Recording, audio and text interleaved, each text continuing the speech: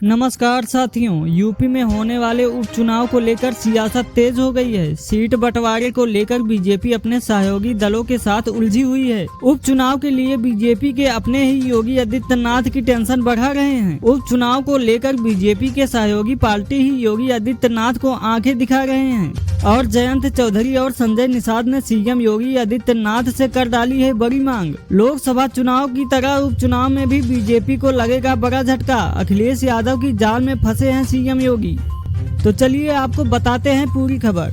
लोकसभा चुनाव के बाद अब उत्तर प्रदेश की सियासी दलों की नजरें होने वाले उपचुनाव पर हैं। यूपी की 10 विधानसभा सीटों पर उपचुनाव होना है। सन 2027 में होने वाले विधानसभा चुनाव से पहले इन उपचुनाव को काफी अहम माना जा रहा है। 10 विधानसभा सीटों पर उपचुनाव कब होंगे, चुनाव आयोग की तरफ से अभी तक इसको लेकर कोई जानकारी नहीं दी गई है। उपचुनाव को लेकर सभी राजनीतिक दलों ने अपनी अपनी तैयारियां करना शुरू कर दिया है। जहां एक तरफ सपा और कांग्रेस मिलकर बीजेपी को हराने की प्लान बना रही है, तो वहीं दूसरी तरफ बीजेपी की अपने ही सहयोगी पार्टियों के बीच उलझती दिखाई दे रही है। 10 सीटों पर होने वाले उपचुनाव को लेकर बीजेपी के अपने ही सहयोगी दल बीजेपी की टेंशन बढ़ाने में लगे हैं। बीजेपी के सहयोगी अब सीटों की डिमांड करने लगे हैं। इन 10 सीटों में 4 सीटें बीजेपी के 2 सहयोगी मांग रहे हैं। इनमें से 2 सीट पर निषाद पार्टी और 2 सीट पर राष्ट्रीय दल के लड़ने की इच्छा है। निषाद पार्टी सन 2022 में जिन 2 विधानसभा सीटों पर उपचुनाव लड़ चुकी है, उनमें अम्बेडकर नगर की कटेहरी विधानसभा सीट है और मिर्जापुर की मझवा विधानसभा सीट शामिल है। वहीं जिन 2 सीटों पर राष्ट्रीय लोकदल यानी रालोद लड़ना चाहती है, वो सीट मुजफ्फरनगर मीरापुर विधानसभा सीट और अलीगढ़ की खैर विधानसभा सीट। निषाद पार्टी के मुखिया संजय निषाद ने इस बात को लेकर अपनी मंशा साफ कर दिया है कि वो पिछली बार कटेहरी विधानसभा सीट और मझवा सीट पर लड़ चुकी है, इसलिए आज से इन दोनों सीटों की मांग को इस बार बीजेपी हाईकमान से करने वाली है। रालोद के प्रवक्ता अनिल दुबे का कहना है कि मीरापुर विधानसभा सीट उनके पास ही है और इसके अलावा पार्टी के वर्चस्व वाली सीटों की मांग वो लोग करने के इच्छुक हैं, जिसमें खैर विधानसभा सीट आती है। अगर ये चारों सीट गठबंधन के पास जाती है तो बीजेपी के पास मात्र 6 सीटें बचेंगी।